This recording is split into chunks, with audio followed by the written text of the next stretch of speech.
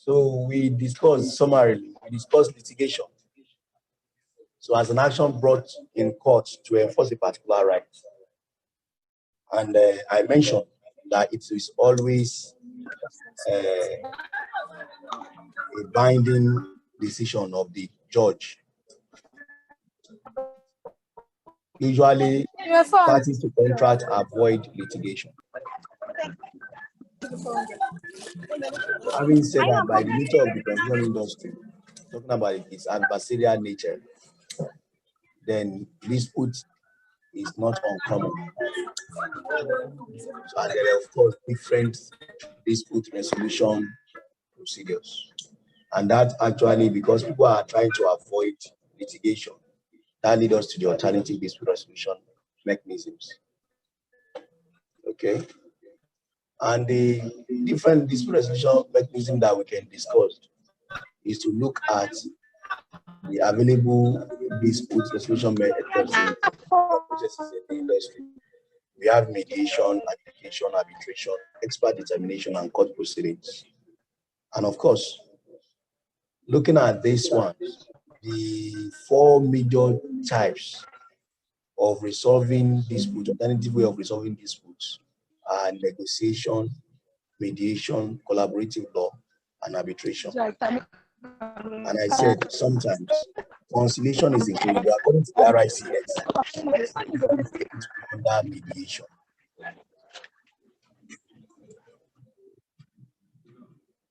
So when you look at the dispute resolution, alternative dispute resolution methods or processes, the RICS have looked at the different spectrum of different labels that had been given to the concept of dispute resolution to reduce it to only three distinct processes. And those three distinct processes are called the three pillars of dispute resolution. And those three pillars of dispute resolution include negotiation, mediation or conciliation, and the last one is adjudicative process. Negotiation is between the parties to the contract. No third party, usually, no third party. Mediation or conciliation is also an alternative way of resolving disputes, but there is a third party, a mediator. And of course, one thing that you should note about mediation or conciliation is that the resolution of the mediator is not usually binding. Then you have adjudicative process, whereby the final outcome is determined by a third party who does impose binding decision. So the decision in adjudicative process is binding, and that includes arbitration and litigation. And I discussed the dispute resolution landscape as established by the RICS. Those three negotiation processes: negotiation, mediation, adjudication. And of course, the different position of different other methods. Remember, it has been discussed that whatever way you use in resolving disputes, so far a solution is reached, is a dispute resolution process. And of course, we have different types under each of the three pillars. Negotiation, it has its own neutral fact-finding, expert appraisal, early neutral evaluation explained. You have mediation, under which you have conciliation. And you have the adjudication process, which have litigation, arbitration, expert determination, adjudication, ombudsman, and dispute review boards. And each of these have been discussed. Okay. And different other ones that span in between two major processes, like the ones that fall within negotiation and mediation, relations to the fact of a neutral expert. Then you have the consensus building. All these are just processes, and each of these can find their position on this landscape among these three: negotiation, mediation, and adjudication pillars. Then you have the dispute resolution techniques, those that have been established, that are common, that have been encountered in the industry. So we mentioned negotiation. which we said does not include the third party. And the power to set the dispute rests with the parties. It is among themselves. They just believe that, okay, I can agree this, I can accept that. Each should give in this. No third party usually.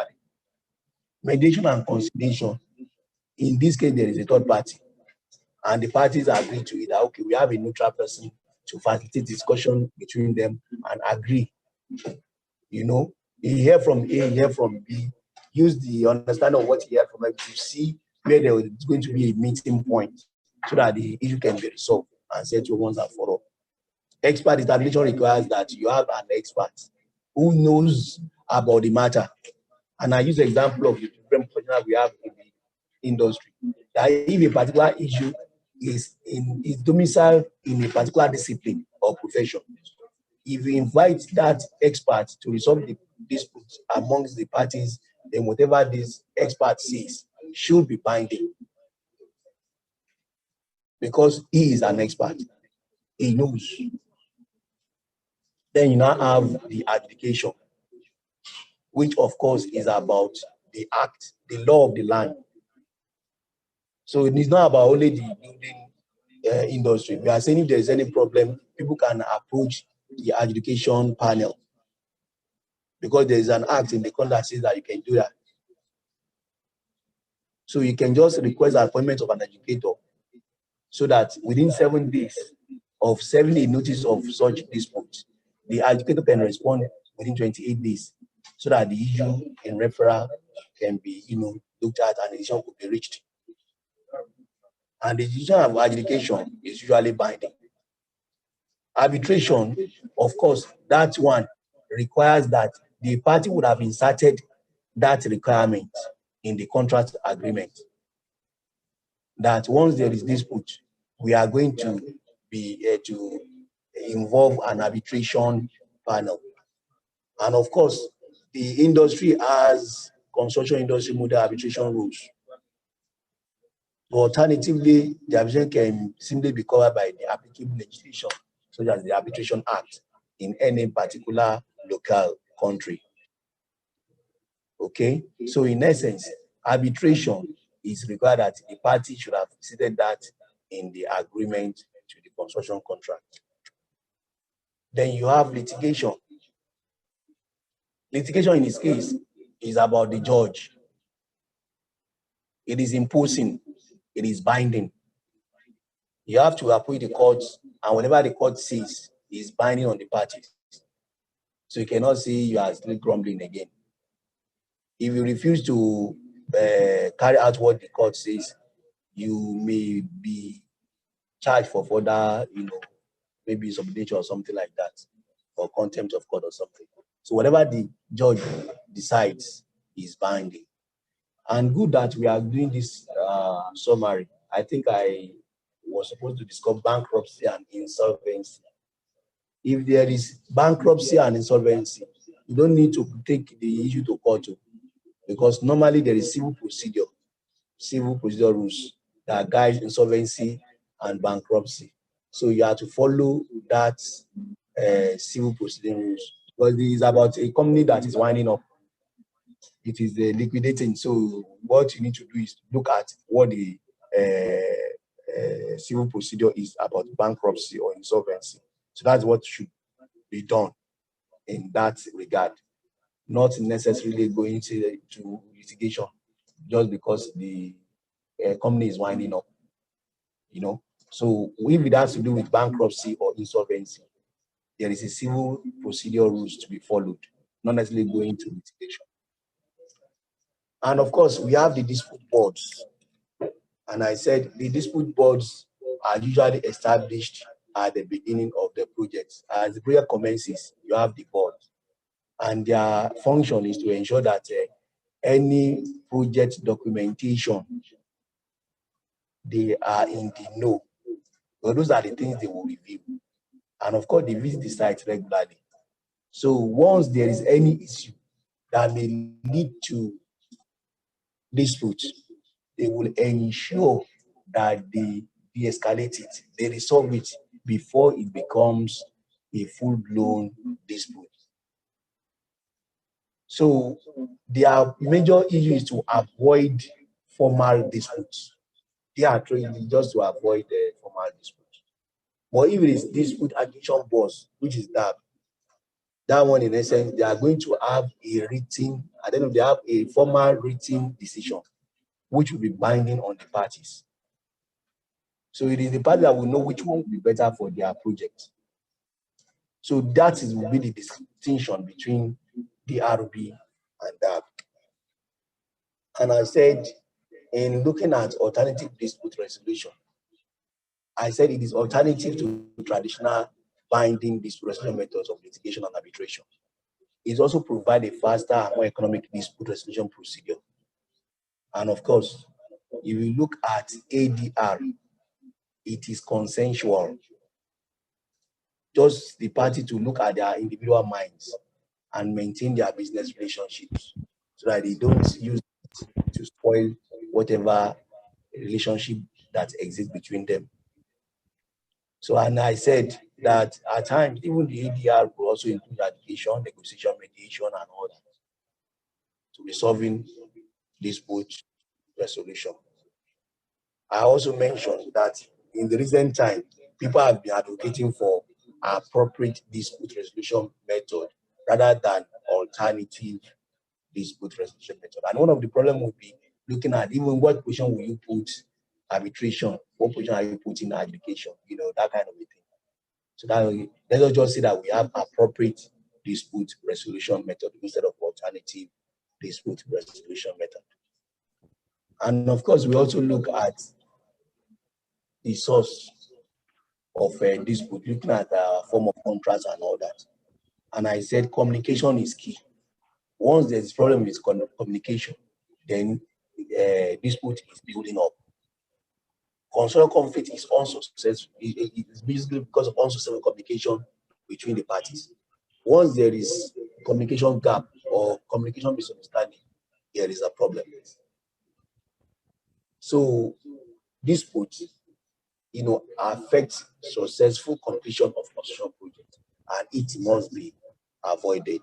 Once you are able to avoid disputes by looking at the causes of disputes, then of course you can achieve a successful project that is completed on time, within budget, and of course with the required quality. So we look at the sources of dispute to include owner-related, as explained, contractor-related, design-related, contract-related, human behavior-related, project-related, and of course the external factors.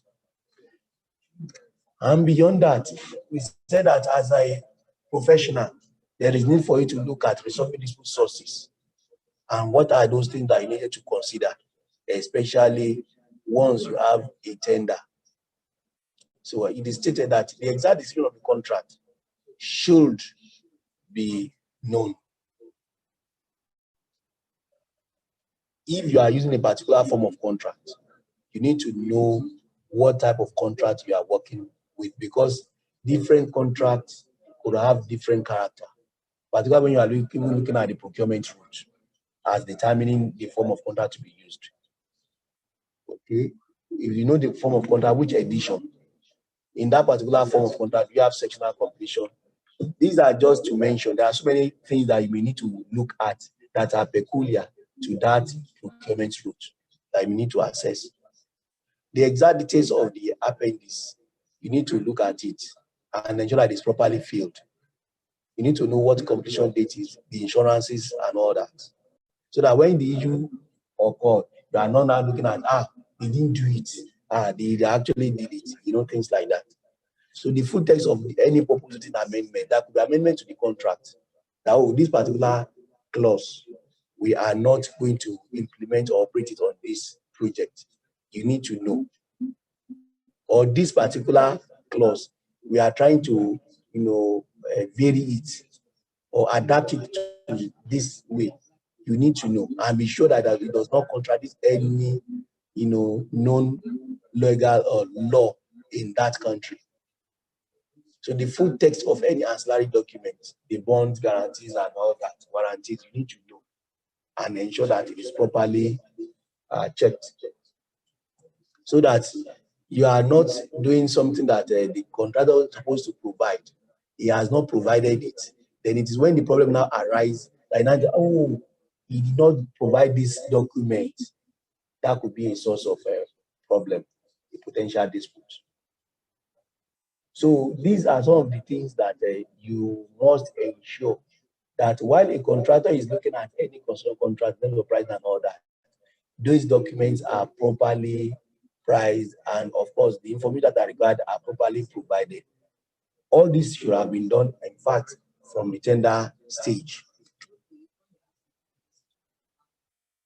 Also, we said that as a contract administrator, you must ensure that care is taken to ensure that the contract is prepared and signed. Proposing amendment are usually incorporated in the contract. Full complete descriptions of the works. No ambiguity. You avoid ambiguity. The specification drawings, everything, you see that everything they are in order, so that you don't allow a gap in communication to cause problems. Exact description of the ancillary documents as referred, those bonds and the likes, they are properly described. And of course, when you are carrying the documents around, you are circulating the document, ensure that a full copy is kept in case there is problem in transit. So those are the things that we are able to discuss, that as contract administrator, you want to ensure that before dispute arises, you are able to forestall it and name it on the board before it occurred. So I hope this summary satisfies your need as requested. Response? Yes, sir.